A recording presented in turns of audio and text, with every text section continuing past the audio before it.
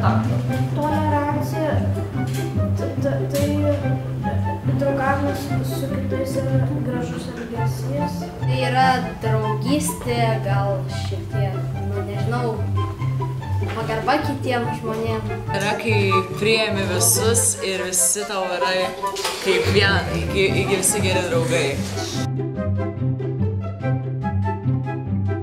Draugiškas, mylintis, nežinau.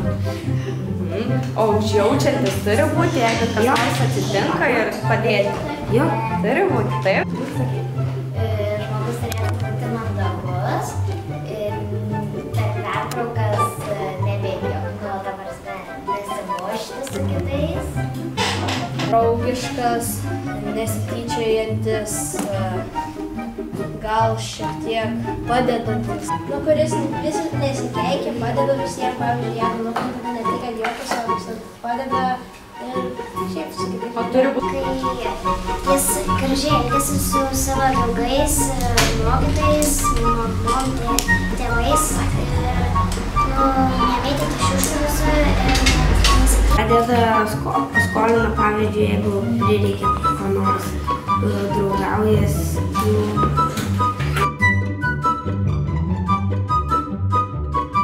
Elgtis gražiai, mandagiai kalbėti su suaugusiais ar su bendraklasiais.